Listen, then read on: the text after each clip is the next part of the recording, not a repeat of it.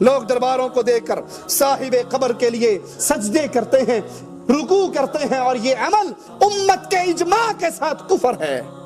ان درباروں کے پاس کھڑے ہو کر دعا کرتے ہیں، اس قبر والوں کا وسیلہ دیتے ہیں، اپنی آل اولاد، آپ نے سنا نا اس نے کنیز دربار کے نام پہ ہبا کر دی، ہمارے ہاں بچے ہبا کر دیے جاتے ہیں، کنیزیں ہبا ہوتی ہیں، مال ہبا ہوتا ہے ان درباروں کے نام پر۔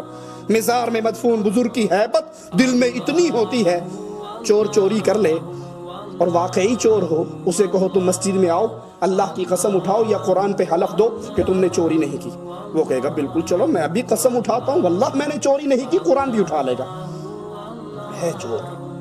اور اسے کو اچھا ٹھیک ہے تو نے قسم اٹھا لی، ہمیں مسجد میں قسم نہیں چاہیے، ہمارے ساتھ چلو بابا اجمیر کے دربار کی کنڈی کھول دو، وہ کھول دے گا؟ وہ کھولے گا؟ کہے گا میرے بچے مروانے ہیں تم نے۔ دربار کی کنڈی جھوٹے کی تو بہت دور کی بات ہے، 11ویں شریف کی سبیل لگانے والے کو اگر کہو نا بابا یہ دودھ نہ دو، اللہ نام کا دودھ ہے، کیوں بابے کے نام پہ دیتے ہو؟ کہا مولوی صاحب اگر آپ کی بات مانوں پیر میری بھینس مار دے گا۔ یہ پیروں سے، ان مزاروں سے، ان مردوں سے، ان کی ہڈیوں سے اتنا ڈرتے ہیں کہ اتنا ڈر اللہ کا بھی ان کے دل میں، دودھ روک لیں تو پیر بھینس مار دے گا، یہ تو بڑی بات ہے۔ سارا سال دودھ میں پانی ڈال ڈال کے بیچیں گے، بلکہ غلط کہہ دیا، پانی میں دودھ ڈال کر بیچیں گے، پانی میں دودھ ڈال کر بیچیں گے، اور جب عرس کا دن آئے گا تو بھینس کے تھنوں سے خالص نکال کر بابے کی نظر کر دیں گے۔ اللہ سے نہیں ڈرتے، ان مردوں کا ڈر ہے۔ ان مداروں پر کھڑے ہو کر صاحب قبر سے اپنی مصیبتیں دور کرواتے ہیں، اپنے مسائل حل کرواتے ہیں، مانگتے ہیں، اپنے پاس سے نہیں کہہ رہا۔ یہی ملفوظات اعلیٰ حضرت احمد رضا خاں بریلوی صاحب کی صفحہ اس کا 266 ہے، 266 پر خواجہ اجمیری کے ایک مرید کے بارے میں کہتا ہے، وہ قبر پہ آیا،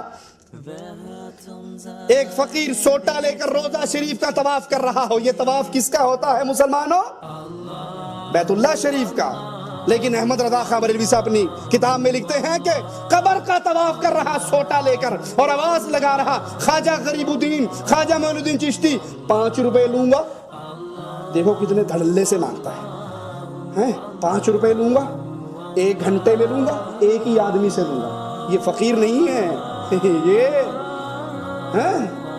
یہ جگہ ٹیکس لے رہا ہے۔ فقیر تو کہتا ہے بھلی ہو جو دے اس کا بھی بھلا، جو نہ دے اس کا ہی بھلا، یہ تو ڈنڈا دے کے لے رہا ہے، کہتا ہے 5 روپے لوں گا، 1 گھنٹے میں لوں گا، ایک آدمی سے لوں گا۔ کہا جب گھنٹہ گزر گیا اور کسی نے نہیں دیا، ایک وہابی وہاں بیٹھا ہوا تھا، اس کو خیال آیا کہ گھنٹہ گزر گیا کسی نے دیا نہیں، اس نے جیب میں سے 5 روپے نکالے اور کہا بے وقوف، جب مانگنا ہو اللہ سے مانگا کرو، یہ مردے کیا دیتے ہیں؟ 5 روپے لے کے جیب میں ڈالے اور کہا واہ خواجہ واہ، دینے پر بھی آیا تو کس نامراد مردود خبیث سے لے کر دیے۔